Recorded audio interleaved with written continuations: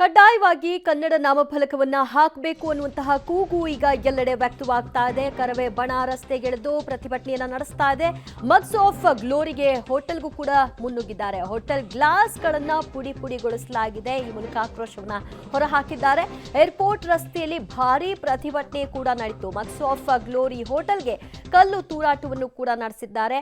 ಗಾಜನ್ನ ಪುಡಿಗೊಳಿಸಿರುವಂತಹ ದೃಶ್ಯವನ್ನು ಕೂಡ ನೀವು ಗಮನಿಸ್ತಾ ಇದ್ರಿ. ಇದು ಏರ್ಪೋರ್ಟ್ ರಸ್ತೆಯಲ್ಲಿರುವಂತಹ ಮಗ್ಸ್ ಆಫ್ ಗ್ಲೋರಿ. ಸೊ ಅಲ್ಲಿ ಕನ್ನಡ ನಾಮಫಲಕ ಇಲ್ಲವೇ ಇಲ್ಲ.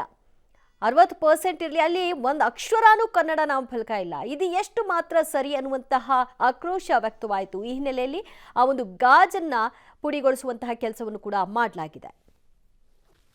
ಕರವೇ ಕರೆ ಕೊಟ್ಟಿರುವಂತ ಕನ್ನಡ ನಾಮಫಲಕ ಕಡ್ಡಾಯ ಪ್ರತಿಭಟನೆ ದೊಡ್ಡ ಮಟ್ಟದಲ್ಲಿ ಆಗ್ತಾ ಇದೆ. ಗಮನಿಸ್ತಾ ಇದ್ರಿ ಈಗ ಮಗ್ಸ್ ಆಫ್ ಗ್ಲೋರಿ ಅಂದ್ರೆ ಹುಣಸಮಾರ್ನಹಳ್ಳಿಯಿಂದ ಮುಂಭಾಗದಲ್ಲಿರುವಂತಹ ಮಗ್ಸ್ ಆಫ್ ಗ್ಲೋರಿಯಲ್ಲಿ ಸಂಪೂರ್ಣವಾಗಿ ಇಂಗ್ಲಿಷ್ ಬಳಕೆ ಮಾಡಿದ್ದನ್ನು ವಿರೋಧಿಸಿ ಈಗಾಗಲೇ ಬೋರ್ಡ್ಗಳೆಲ್ಲವನ್ನ ಸಹ ಕನ್ನಡ ಪರ ಹೋರಾಟಗಾರರು ಕಿತ್ತು ಬಿಸಾಡುವ ಮೂಲಕ ತಮ್ಮ ಆಕ್ರೋಶವನ್ನ ವ್ಯಕ್ತಪಡಿಸಿದ್ದಾರೆ. ಗಮನಿಸ್ತಾ ಇದ್ರಿ ಈಗಾಗಲೇ ಇಲ್ಲಿಗೆ ಒಂದು ಕಲ್ಲನ್ನು ಸಹ ಬೀಸಿರುವಂಥದ್ದು, ಜೊತೆಗೆ ಗ್ಲಾಸ್ಗಳನ್ನು ಸಹ ಹೊಡೆದಾಕುವಂಥ ಯತ್ನಗಳಾಗಿದೆ. ಗಮನಿಸ್ತಾ ಇದ್ರಿ ಹೊಡೆದಿರುವಂಥ ಕಲ್ಲು ಬಿದ್ದಿರುವಂಥದ್ದು, ಜೊತೆಗೆ ಗ್ಲಾಸ್ ಕೂಡ ಸಂಪೂರ್ಣವಾಗಿ ಒಂದು ಗ್ಲಾಸ್ ಏನಿತ್ತು ಅದು ಮುಂಭಾಗದ ಗ್ಲಾಸನ್ನು ಕಂಪ್ಲೀಟ್ ಆಗಿ ಡ್ಯಾಮೇಜ್ ಮಾಡಿದ್ದಾರೆ. ಸೊ ಅಲ್ಲಿಗೆ ದೊಡ್ಡ ಮಟ್ಟದ ಆಕ್ರೋಶ ಹೊರಹಾಗ್ತಾ ಇರುವಂಥದ್ದು ಸ್ಪಷ್ಟವಾಗಿ ಗೊತ್ತಾಗ್ತದೆ. ಕೇವಲ ಹೋಟೆಲ್ನ ಮುಂಭಾಗದ ಗ್ಲಾಸ್ ಮಾತ್ರ ಅಲ್ಲ, ಅದರ ಆಚೆ ಇದ್ದಂಥ ಗ್ಲಾಸ್ಗಳು ಜೊತೆಗೆ ಮೇಲ್ಭಾಗದ ನೇಮ್ ಪ್ಲೇಟ್ಗಳೇನಿದ್ವು ಅವೆಲ್ಲವೂ ಸಹ ಕಿತ್ತು ಬಿದ್ದಿರೋದು ಗಮನಿಸ್ಬೋದು. ನೋಡಿ ಇಲ್ಲಿ ಮತ್ತೆ ನುಗ್ಗೋದ್ರ ಜೊತೆಗೆ ಅವರ ಆಕ್ರೋಶವನ್ನ ಮತ್ತೆ ಹೊರಹಾಗ್ತಾ ಇದ್ದಾರೆ. ಎಲ್ಲಿ ಹೋಟೆಲ್ ಅನ್ನುವಂತಹ ಆಂಗ್ಲ ಪದ ಬಳಕೆಯನ್ನ ಮಾಡಿದ್ರು, ಸೊ ಅದನ್ನ ತೆಗೆಯುವಂಥ ಕೆಲಸವನ್ನ ಈಗ ಮಾಡಲಿಕ್ಕೆ ಮುಂದಾಗ್ತಾ ಇದ್ದಾರೆ. ಸೊ ಹೋಟೆಲ್ ಒಳಭಾಗಕ್ಕೂ ಸಹ ಹೋಗ್ಲಿಕ್ಕೆ ಮುಂದಾಗ್ತಾ ಇರುವಂಥದ್ದು, ಬಟ್ ಪೊಲೀಸರವರನ್ನ ತಡೆಯುವಂಥ ಪ್ರಯತ್ನವನ್ನ ಮಾಡ್ತಾ ಇದ್ದಾರೆ. ಸೊ ಹಾಗಾಗಿ ಅಲ್ಲಿದ್ದಂತಹ ಆಂಗ್ಲ ಪದ ಏನಿತ್ತು ಅದನ್ನ ತೆಗೆಯುವಂಥ ಕೆಲಸವನ್ನ ಮಾಡಿದ್ದಾರೆ. ಮುಂಭಾಗದಲ್ಲಿ ಕಂಪ್ಲೀಟ್ ಆಗಿ ಹೊಡೆದಾಕಿರುವಂಥದ್ದು, ಜೊತೆಗೆ ದೊಡ್ಡ ಮಟ್ಟದ ಹೋರಾಟವನ್ನ ಮಾಡ್ತಾ ಇರುವಂಥದ್ದು ಕಂಡು ಬರ್ತಾ ಇದೆ. ಅವರೆಲ್ಲರನ್ನ ಸಹ ಸಮಾಧಾನ ಪಡಿಸುವಂಥ ಕೆಲಸವನ್ನ ಪೊಲೀಸರು ಮಾಡ್ತಾ ಇದ್ದಾರೆ, ಬಟ್ ಎಲ್ಲವನ್ನ ಸಹ ಪುಡಿ ಮಾಡಿದ್ದಾರೆ. ಸೊ ಮತ್ತೆ ಇವರ ರ್ಯಾಲಿ ಏನಿದೆ ಇಲ್ಲಿಂದ ಮತ್ತೆ ಮುಂದೆ ಹೋಗ್ತಾ ಇರುವಂಥದ್ದು. ಸದ್ಯ ಮಾಲ್ ಆಫ್ ಏಷ್ಯಾದ ಸ್ವಲ್ಪ ದೂರದ ಹಿಂದೆ ಇರುವಂತಹ ಈ ಹೋಟೆಲ್ ಏನಿದೆ, ಈ ಹೋಟೆಲ್ನಲ್ಲೂ ಕೂಡ ಈಗ ಕನ್ನಡ ಪರ ಕಾರ್ಯಕರ್ತರ ಆಕ್ರೋಶ ಈ ಮೂಲಕ ಹೊರ ಬಂದಿರುವಂಥದ್ದು. ಕ್ಯಾಮರಾ ಪರ್ಸನ್ ಸುಹಾಸ್ ಜೊತೆ Raghumari, Swamy Public TV, Bengaluru. Mugs of Glory ಇದೊಂದು ಹೋಟೆಲ್. ಅಲ್ಲಿ ಕನ್ನಡ ಅಕ್ಷರವನ್ನು ನಾವು ಕಾಣೋಕ್ಕೆ ಸಾಧ್ಯನೇ ಇಲ್ಲ. ಅಲ್ಲಿ ಸಂಪೂರ್ಣವಾಗಿ ಇಂಗ್ಲಿಷ್ ಮಯವಾಗಿದೆ ಆ ಒಂದು ನಾಮಫಲಕ. ಇದನ್ನು ಖಂಡಿಸಿ ಅಲ್ಲಿ ಪ್ರತಿಭಟನೆಯನ್ನು ನಡೆಸಿದ್ರು. ಅಲ್ಲಿ ಅವರಿಗೆ ತಿಳಿ ಹೇಳುವಂತಹ ಕೆಲಸವನ್ನು ಮಾಡಿದ್ರು ಕೂಡ ಇಲ್ಲಿವರೆಗೂ ಸುಧಾರಿಸಿಲ್ಲ, ಬದಲಾವಣೆಯನ್ನು ಕಂಡಿಲ್ಲ. ಇನ್ನೆಷ್ಟು ಸಮಯವನ್ನು ಇವರಿಗೆ ಕೊಡೋದು, ಅದಕ್ಕೆ ಈ ಬಿಸಿ ಮುಟ್ಟಿಸೋದು ಅನಿವಾರ್ಯ ಅಂತ ಇವತ್ತು ಮಗ್ಸ್ ಆಫ್ ಗ್ಲೋರಿ ಹೋಟೆಲ್ಗೆ ಮುನ್ನುಗ್ಗಿದಂತಹ ಕರವೇ ಕಾರ್ಯಕರ್ತರ ಬಣ ಆ ಮಗ್ಸ್ ಆಫ್ ಗ್ಲೋರಿ ಹೋಟೆಲ್ನ ಗಾಜನ್ನು ಧ್ವಂಸಗೊಳಿಸಿದ್ದಾರೆ. ಒಳ ಹೋಗೋದಕ್ಕೂ ಕೂಡ ಪ್ರಯತ್ನಿಸಿದ್ರು, ಆದರೆ ಪೊಲೀಸರು ಅದನ್ನು ತಡೆಯುವಂತಹ ಕೆಲಸವನ್ನ ಮಾಡಿದ್ದಾರೆ. ಅಲ್ಲಿ ಪ್ರತಿಭಟನೆ ನಡೆಸ್ತಾ ಇದ್ದಂತಹ ಕಾರ್ಯಕರ್ತರನ್ನು ಕೂಡ ವಶಕ್ಕೆ ಪಡೆಯುವ ಕೆಲಸ ಆಗಿದೆ. ಎಲ್ಲೆಡೆ ಈ ರೀತಿಯಾದಂತಹ ಕನ್ನಡ ಇಲ್ಲದಂತಹ ನಾಮಫಲಕಗಳ ವಿರುದ್ಧ ಹೋರಾಟ ನಡೀತಾ ಇದೆ. ಮಾನ್ಯ ಮುಖ್ಯಮಂತ್ರಿಗಳು ಮತ್ತು ಉಪಮುಖ್ಯಮಂತ್ರಿಗಳು ಬಹಳ ಸ್ಪಷ್ಟವಾಗಿ ಮಾಡಲೇಬೇಕು ಅನ್ನೋದನ್ನು ಹೇಳಿದ್ದಾರೆ. ಮೊನ್ನೆ ನಾನು ನಿಮಗೆ ಉದಾಹರಣೆ, ಕನ್ನಡ ಮತ್ತು ಸಂಸ್ಕೃತಿ ಇಲಾಖೆ ಲೋಗೋವನ್ನು ಬಿಡುಗಡೆ ಮಾಡೋ ಹೊತ್ತಿನಾಗ ಮುಖ್ಯಮಂತ್ರಿಗಳು ಒಂದು ಮಾತನ್ನು ಹೇಳಿದರು, ಅಧಿಕಾರಿಗಳು ಸಹಿತ ಫೈಲು ಸಹಿತ ಕನ್ನಡದೊಳಗೇ ಬರಿಬೇಕು, ಕನ್ನಡದಿಂದನೇ ಪ್ರಾರಂಭ ಆಗಬೇಕು ಅಂತ. ಅದೆಲ್ಲ ಒಂದು ಕಡೆ ಇಂಪ್ಲಿಮೆಂಟೇಷನ್ ಮಾಡಲಿಕ್ಕೆ ನಾನು ಮುಖ್ಯಮಂತ್ರಿಗಳ ಪೂರ್ಣ ಪ್ರಮಾಣದ ಬೆಂಬಲಕ್ಕೆ ನಿಂತಿದ್ದಾರೆ. ಅದಕ್ಕೆ ಕನ್ನಡ ಏನು ಇದು ಅದಾವೆ ಸಂಘಟನೆಗಳದಾವೆ, ನಾನು ವಿನಂತಿಯನ್ನು ಮಾಡ್ತೀನಿ. ನಿಮ್ಗೇನು ಕಳಕಳಿ ಇದೆ ಆ ಕಳಕಳಿ ಸರ್ಕಾರಕ್ಕೂ ಇದೆ. ನೀವು ಹೇಳಿದ ರೀತಿಯೊಳಗೆ ಇಂಪ್ಲಿಮೆಂಟೇಷನ್ ಮಾಡಲಿಕ್ಕೆ ಕಾನೂನನ್ನೇ ತರ್ತೀವಿ, ಕಾನೂನನ್ನು ರೂಪಣೆ ಮಾಡ್ತೀವಿ, ಅದರ ಕಾನೂನು ಕಠಿಣ ಕ್ರಮ ರೀತಿಯೊಳಗೆ ಕಾನೂನು ತರುವಂಥ ಕೆಲಸವನ್ನು ಮಾಡ್ತೀವಿ. ಸರ್, ಈಗ ನೀವು ಸರ್ಕಾರಕ್ಕೆ ಹಿಂದಿನ ಅವರು ಹಲವಾರು ಬಾರಿ ಮನವಿ ಮಾಡಿದರು, ಸರ್ಕಾರದವರು ಇಂಪ್ಲಿಮೆಂಟ್ ಮಾಡಲಿ ಅಂತ ಹೇಳಿದ್ರು ಕಾನೂನು ಕೈಗೆತ್ತಿಕೊಳ್ಳುವಂಥ ಪರಿಸ್ಥಿತಿ ನಿರ್ಮಾಣ ಮಾಡಿದ್ದಾರೆ.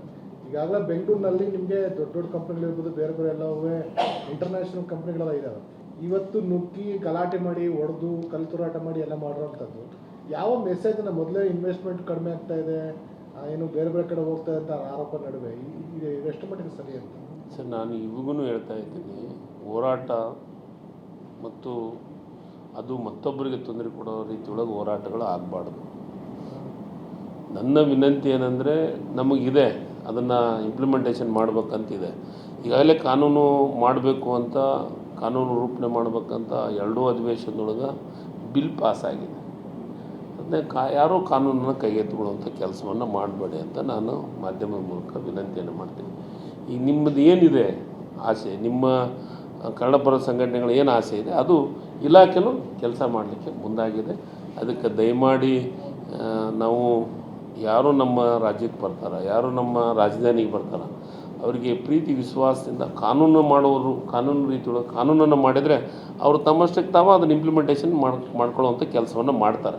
ಅದಕ್ಕೆ ಎಲ್ಲ ಹೋರಾಟ ಸಮಿತಿಯವರಿಗೆ ನನ್ನ ವಿನಂತಿ ಇಷ್ಟೇ, ಯಾವುದೇ ಕಾರಣಕ್ಕೂ ಕಾನೂನನ್ನು ಕೈಗೆತ್ತಿಕೊಳ್ಳೋದು ಬೇಡ.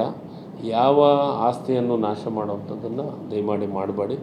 ಮತ್ತು ನಾವು ಸರ್ಕಾರ ಮತ್ತು ಮುಖ್ಯಮಂತ್ರಿಗಳು ಉಪಮುಖ್ಯಮಂತ್ರಿಗಳು ಕನ್ನಡ ಪರ ಇರೋಂಥ ಮುಖ್ಯಮಂತ್ರಿಗಳು ಉಪಮುಖ್ಯಮಂತ್ರಿಗಳು ಮಂತ್ರಿಗಳು ಸೇರಿ ಇಡೀ ಸರ್ಕಾರನೇ ಕನ್ನಡ ಪರ ಇರುವಂಥ ಕೆಲಸ ಆಗುತ್ತೆ. ಅದಕ್ಕೆ ಈ ಕನ್ನಡ ಭಾಷೆ ಜಲ ನೆಲದ ವಿಚಾರದೊಳಗೆ ಕಾಂಪ್ರಮೈಸ್ ಮಾಡ್ಕೊಳ್ಳೋಂಥ ಪ್ರಶ್ನೆನೇ ಬರೋದಿಲ್ಲ, ಬರೋಕ್ಕೂ ಸಾಧ್ಯ ಇಲ್ಲ. ವೈಶ್ಯವರ್ತಿಗೆ ಸಂಬಂಧಪಟ್ಟಂತೆ ರೂಲ್ಸ್ ಫ್ರೇಮ್ ಯಾವಾಗ ಆಗುತ್ತೆ?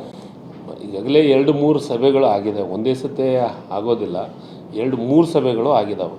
ಈಗ ಫೈನಲ್ ಸಭೆ ನನ್ನ ಅಧ್ಯಕ್ಷತೆ ಒಳಗೇ ಆಗುವಂಥದ್ದು ಆಗ್ತಾಯಿದೆ. ನನ್ನ ಅಧ್ಯಕ್ಷತೆ ಒಳಗೆ ಅದನ್ನು ಜನವರಿ 1st or 2nd ವೀಕ್ನೊಳಗೆ ನಾನು ಸಭೆಯನ್ನು ಕರಿತಾ ಇದ್ದೀನಿ. ಆ ಸಭೆ ಕರೆದು ಒಂದು ಕಾನೂನು ರೂಪ ಮಾಡಬಹುದು.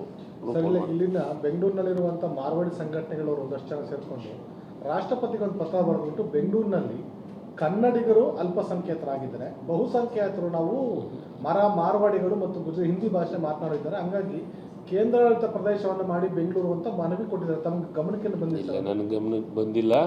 ಅಂಥ ಕೆಲಸ ಮಾಡೋಕ್ಕೆ ಸಾಧ್ಯವೂ ಇಲ್ಲ. ನಮ್ಮ ರಾಜ್ಯದೊಳಗೆ ಅದು ವಿಶೇಷವಾಗಿ ಕರ್ನಾಟಕದೊಳಗೆ ಬೆಂಗಳೂರೊಳಗೆ ಅಂಥದಕ್ಕೆ ಅವಕಾಶ ಕೊಡೋಂಥ ಪ್ರಶ್ನೆಯೂ ಇಲ್ಲ. ಕನ್ನಡಿಗರೇ ನಾವು ಇಲ್ಲಿ ಇರೋಂಥದ್ದು. ಇವರೆಲ್ಲ ಬೇರೆಯವರು ಬಂದಿದ್ದಾರೆ ಅಂತಂದರೆ ಅವರಿಗೆ ನಾವು ಕೆಟ್ಟದಾಗಿ ಮಾತಾಡೋದಲ್ಲ, ಗೌರವ ಕೊಡ್ತೀವಿ. ಆ ಗೌರವವನ್ನು ಚೆನ್ನಾಗಿ ಉಳಿಸಿ ಅಂದರೆ ಒಳ್ಳೆಯದು, ಇಲ್ಲಾಂದರೆ ಎಚ್ಚರಿಕೆ ಕೊಡುವಂಥ ಕೆಲಸವನ್ನು ಮಾಡ್ತೀವಿ.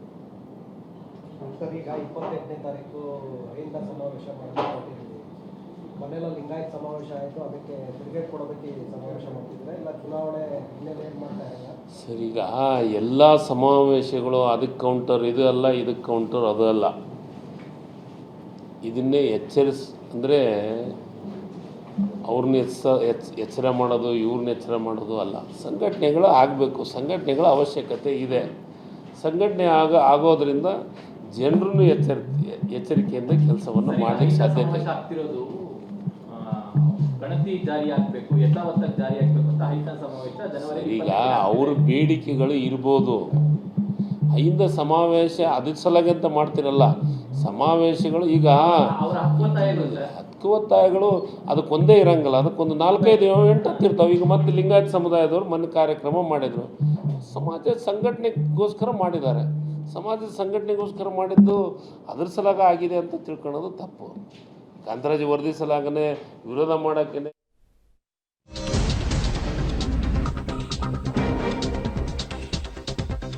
ಕರವೇ ಹೋರಾಟದ ಬಗ್ಗೆ ಸಚಿವ ಶಿವರಾಜ್ ತಂಗಡಗಿ ಅವರು ಪ್ರತಿಕ್ರಿಯೆಯನ್ನು ಕೊಟ್ಟಿದ್ದಾರೆ. ಗ್ಲಾಸ್ ಹೊಡೆಯೋದು ಸರಿಯಲ್ಲ, ಸಾರ್ವಜನಿಕ ಆಸ್ತಿ ಪಾಸ್ತಿಯನ್ನ ಹಾನಿ ಮಾಡೋದು ಸರಿಯಲ್ಲ, ಕಠಿಣ ನಿಯಮ ಜಾರಿ ಮಾಡ್ತೇವೆ, ಅಲ್ಲಿವರೆಗೂ ಸ್ವಲ್ಪ ಕಾಯಬೇಕು. ಸರೋಜಿನಿ ಮಹಿಷಿ ವರದಿ ಚರ್ಚೆ ಆಗ್ತಾ ಇದೆ, ಇನ್ನೊಂದು 2 ವಾರಗಳಲ್ಲಿ ಅದಕ್ಕಾಗಿ ಒಂದು ಚರ್ಚೆಯನ್ನ ನಡೆಸಿ ಮುಂದಿನ ದಿನಗಳಲ್ಲಿ ಸದನದಲ್ಲಿ ಅದಕ್ಕೆ ಅನುಮೋದನೆ ಜಾರಿ ಆಗುತ್ತೆ ಅಂತ ಕೂಡ ಹೇಳಿದ್ದಾರೆ. ನಿಯಮಗಳು ಜಾರಿ ಆಗಬೇಕು, ಅಲ್ಲಿಯವರೆಗೂ ಕಾಯಬೇಕು. 60% ಕನ್ನಡ ನಾಮಫಲಕ ಕಡ್ಡಾಯಗೊಳಿಸಬೇಕು ಅನ್ನೋದು ಮುಖ್ಯಮಂತ್ರಿಗಳು ಮತ್ತು ಸರ್ಕಾರದ ಇಂಗಿತವಾಗಿದೆ. ಇದಕ್ಕೆ ಕಾನೂನನ್ನ ಜಾರಿಗೆ ತರಬೇಕಾಗಿದೆ, ಆಗ ಎಲ್ಲರೂ ಕೂಡ ಇದನ್ನ ಪಾಲಿಸ್ತಾರೆ. ಈ ರೀತಿಯಾಗಿ ಏಕಾಏಕಿಯಾಗಿ ಗಾಜುಗಳನ್ನ ಪುಡಿಗೊಳಿಸೋದು, ಸಾರ್ವಜನಿಕ ಆಸ್ತಿ ಪಾಸ್ತಿಯನ್ನ ನಷ್ಟ ಮಾಡೋದು ಸರಿಯಾದ ಕ್ರಮ ಅಲ್ಲ ಅಂತ ಸಚಿವರು ಹೇಳಿದ್ದಾರೆ. ಕನ್ನಡದಿಂದನೇ ಪ್ರಾರಂಭ ಆಗಬೇಕು ಅಂತ ಅದೆಲ್ಲ ಒಂದು ಕಡೆ ಇಂಪ್ಲಿಮೆಂಟೇಷನ್ ಮಾಡಲಿಕ್ಕೆ ನಾನು ಮುಖ್ಯಮಂತ್ರಿಗಳು ಪೂರ್ಣ ಪ್ರಮಾಣದ ಬೆಂಬಲಕ್ಕೆ ನಿಂತಿದ್ದಾರೆ. ಅದಕ್ಕೆ ಕನ್ನಡ ಏನು ಇದು ಅದಾವೆ ಸಂಘಟನೆಗಳದಾವೆ, ನಾನು ವಿನಂತಿಯನ್ನೇ ಮಾಡ್ತೀನಿ. ನಿಮ್ಗೇನು ಕಳಕಳಿ ಇದೆ ಆ ಕಳಕಳಿ ಸರ್ಕಾರಕ್ಕೂ ಇದೆ. ನೀವು ಹೇಳಿದ ರೀತಿಯೊಳಗೆ ಇಂಪ್ಲಿಮೆಂಟೇಷನ್ ಮಾಡಲಿಕ್ಕೆ ಕಾನೂನನ್ನೇ ತರ್ತೀವಿ, ಕಾನೂನನ್ನು ರೂಪಣೆ ಮಾಡ್ತೀವಿ. ಅದರ ಕಾನೂನಿಗೆ ಕಠಿಣ ಕ್ರಮ ರೀತಿಯೊಳಗೆ ಕಾನೂನು ತರುವಂಥ ಕೆಲಸವನ್ನು ಮಾಡ್ತೀವಿ. ಸರ್, ಈಗ ನೀವು ಸರ್ಕಾರಕ್ಕೆ ಹಿಂದಿನ ಅವರು ಹಲವಾರು ಬಾರಿ ಮನವಿ ಮಾಡಿದರು, ಸರ್ಕಾರದವರು ಇಂಪ್ಲಿಮೆಂಟ್ ಮಾಡಲಿ ಅಂತ ಹೇಳಿದ್ರು ಕಾನೂನು ಕೈಗೆತ್ತಿಕೊಳ್ಳುವಂಥ ಪರಿಸ್ಥಿತಿ ನಿರ್ಮಾಣ ಮಾಡಿದ್ದಾರೆ. ಈಗಾಗಲೇ ಬೆಂಗಳೂರಿನಲ್ಲಿ ನಿಮಗೆ ದೊಡ್ಡ ದೊಡ್ಡ ಕಂಪ್ನಿಗಳಿರ್ಬೋದು, ಬೇರೆ ಬೇರೆ ಎಲ್ಲವೂ ಇಂಟರ್ನ್ಯಾಷನಲ್ ಕಂಪ್ನಿಗಳೆಲ್ಲ ಇದ್ದಾವೆ. ಇವತ್ತು ನುಗ್ಗಿ ಗಲಾಟೆ ಮಾಡಿ ಹೊಡೆದು ಕಲ್ತುರಾಟ ಮಾಡಿ ಎಲ್ಲ ಮಾಡಿರೋಂಥದ್ದು ಯಾವ ಮೆಸೇಜನ್ನು ಮೊದಲೇ ಇನ್ವೆಸ್ಟ್ಮೆಂಟ್ ಕಡಿಮೆ ಆಗ್ತಾ ಇದೆ, ಏನು ಬೇರೆ ಬೇರೆ ಕಡೆ ಹೋಗ್ತಾ ಇದೆ ಅಂತ ಆರೋಪ ನಡುವೆ ಇದು ಎಷ್ಟು ಮಟ್ಟಿಗೆ ಸರಿ ಅಂತ ಸರ್, ನಾನು ಇವಾಗೂ ಹೇಳ್ತಾ ಇದ್ದೀನಿ, ಹೋರಾಟ ಮತ್ತು ಅದು ಮತ್ತೊಬ್ಬರಿಗೆ ತೊಂದರೆ ಕೊಡೋ ರೀತಿಯೊಳಗೆ ಹೋರಾಟಗಳು ಆಗಬಾರ್ದು. ನನ್ನ ವಿನಂತಿ ಏನಂದರೆ, ನಮಗಿದೆ ಅದನ್ನು ಕನ್ನಡ ಸಂಘಟನೆಗಳ ಹೋರಾಟಕ್ಕೆ ನಮ್ಮ ಸಂಪೂರ್ಣ ಬೆಂಬಲ ಇದೆ. ಆದರೆ ಕಾನೂನನ್ನು ಕೈಗೆತ್ತಿಕೊಳ್ಬಾರ್ದು. ಇದಕ್ಕೊಂದು ಕಾನೂನನ್ನು ರೂಪಿಸಿದ ನಂತರದಲ್ಲಿ ಎಲ್ಲರೂ ಕೂಡ ಅದನ್ನು ಪಾಲನೆ ಮಾಡ್ತಾರೆ. ಅದಕ್ಕಾಗಿ ಒಂದಷ್ಟು ಸಮಯ ವೆಯ್ಟ್ ಮಾಡಬೇಕಾಗತ್ತೆ. 2 ಸದನದಲ್ಲಿ ಅದು ಅನುಮೋದನೆ ಆಗುತ್ತೆ ಅಂತ ಕೂಡ ಶಿವರಾಜ್ ತಂಗಡಗಿ ಕನ್ನಡ ಮತ್ತು ಸಂಸ್ಕೃತಿ ಇಲಾಖೆಯ ಸಚಿವರು ಹೇಳಿದ್ದಾರೆ.